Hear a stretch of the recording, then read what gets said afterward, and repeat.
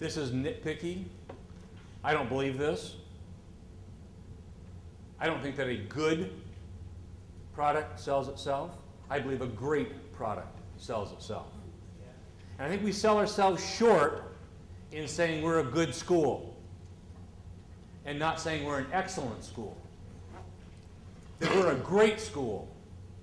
We sell ourselves short. We're okay. We're mediocre. Should we be mediocre? No. We ought to be great. We ought to believe in excellence. And a great product sells itself.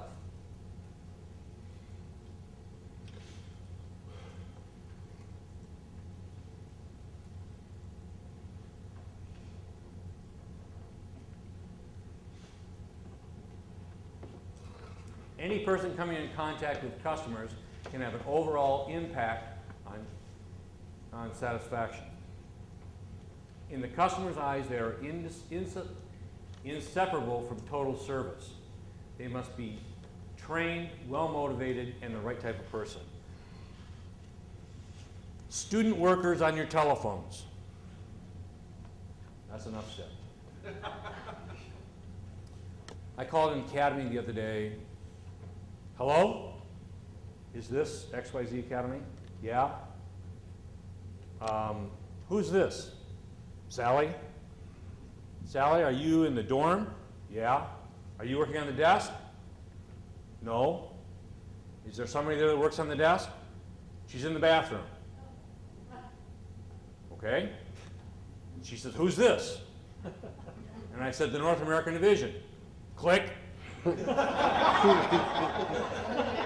what happened. Click. And I called back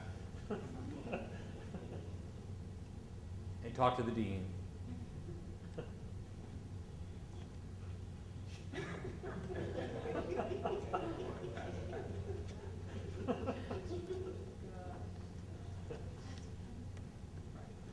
Is conflict resolution marketing.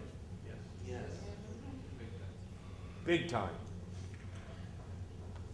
Give me 10 minutes so that I know. It is. Conflict resolution is marketing.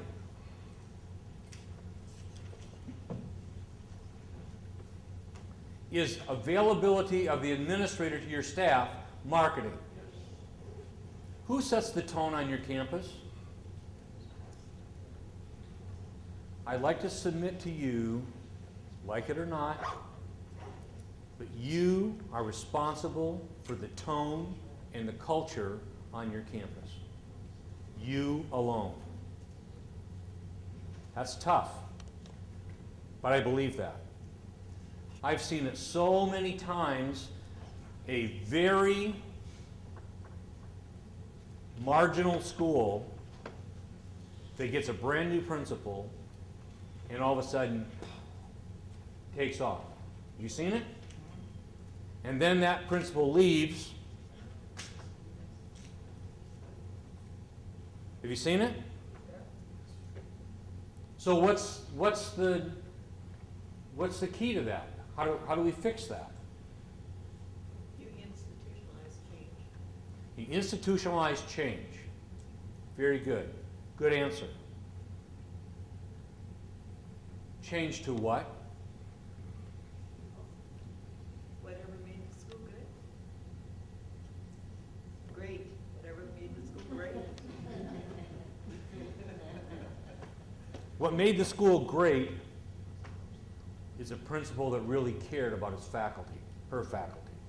What made the school great is a principal that would go to the dorms and sit and help kids with their algebra at night.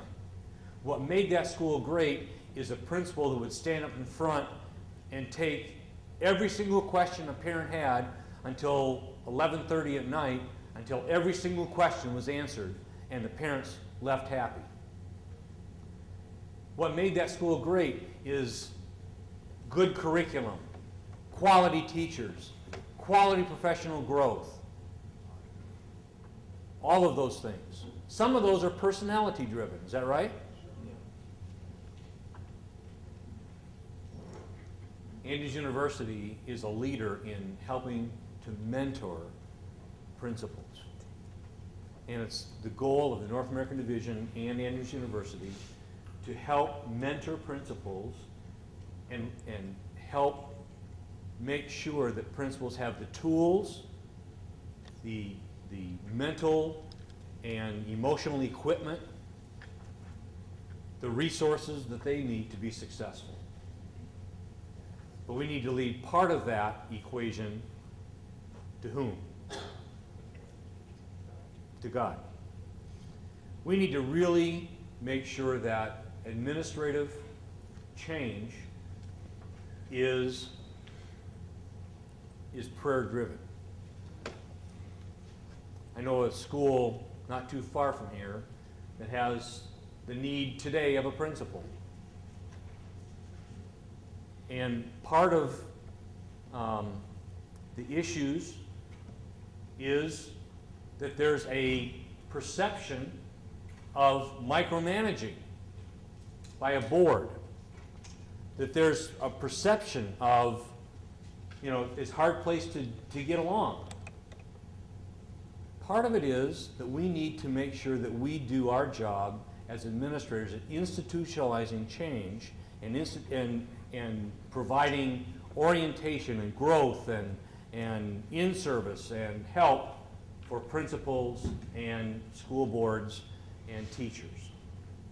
It's your job to make teachers successful. Do you believe that? It's your job to make teachers successful.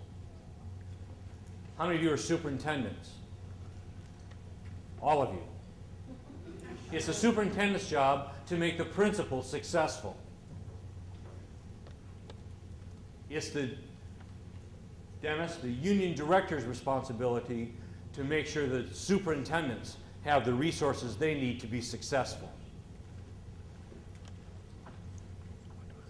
It's the vice president's responsibility to hide from the telephone.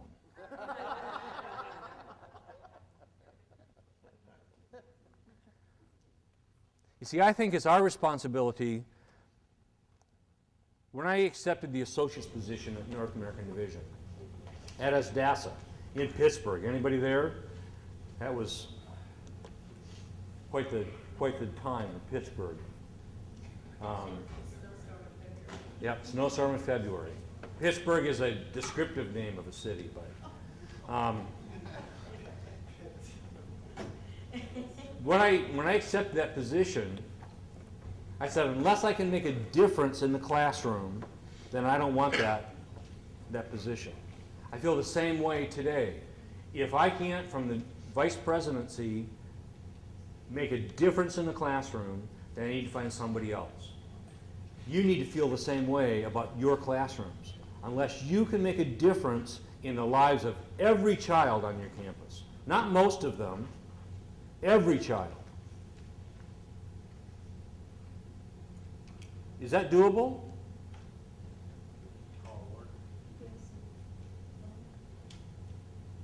What? Only with God. Can we make a difference in every child's life?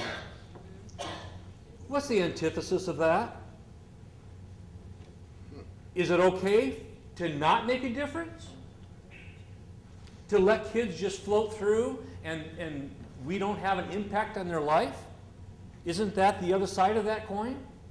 Is that okay? Is marketing making a difference in every child's life? Is that what marketing is about? See, I think it is. I think that's the end product of marketing. That you bring in students, and why do you bring them in? Because of their money? Is that why you bring kids in? For money.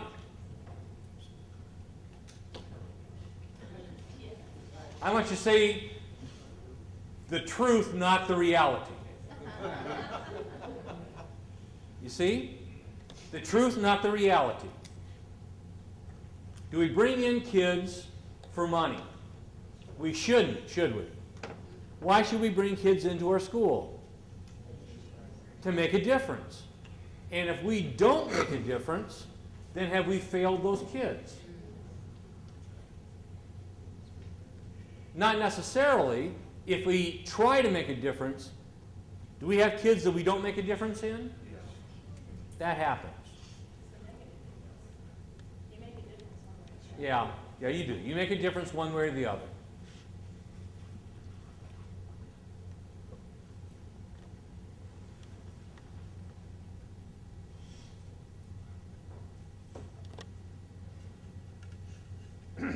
Which is more important, policy or people? I love this question. If you go to a Jewish synagogue and talk to a bunch of Jewish people and ask them about the Jewish faith, they'll give you the 3 B's. Believing. Does the Adventist Church know what we believe? Pretty much, don't we? Here's another one. Behaving. On an Adventist boarding academy, do we have behavior down pretty pat? No, all beef hot dogs. We've got it down pretty pat, don't we? You know, the pink and blue sidewalks and the, you know, where kids are supposed to be and what they're supposed to do and how they're supposed to behave and how they're supposed to dress. We got that down pretty pat, right? Yes. What's the 3rd B? Belonging. Belonging. How do we do with belonging? Do kids belong to the Adventist Church? Does the Adventist Church belong to kids?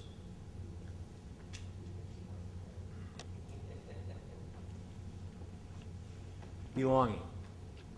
So many academies, and I served in an academy that had the black book.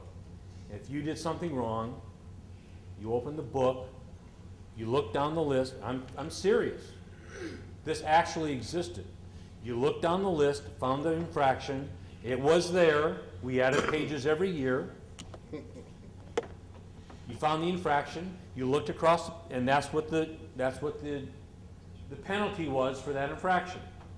25 or 10 hours and $15 or 25 or 3 stumps or, you know, all the infractions were there, and the student never came to ad council.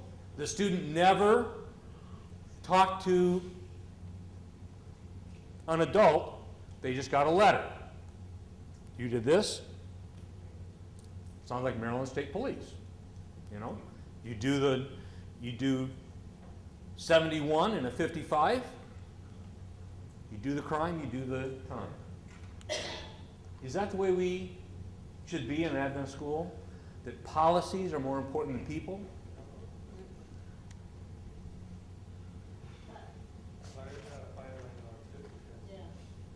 Okay, that's a.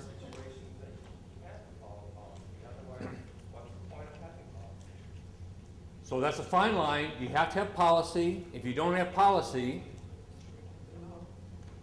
Well, the question is, which is more important when you have to It's not that one is not important, it's okay, one more important than the other. the one's more important than the other. Not that you don't have policy. Is it important that you follow policy? Absolutely. But you also need to make sure that your policy is a good policy rather than just following what's all within there. Is it sinful to wear blue jeans? In parts of the country. Depends on the occasion. I'm not sinful, but not appropriate. Okay. I used to tell my kids all the time, and, you know, I tell anecdotes all the time. I'm here to tell you I was not a perfect principal by any stretch of the imagination.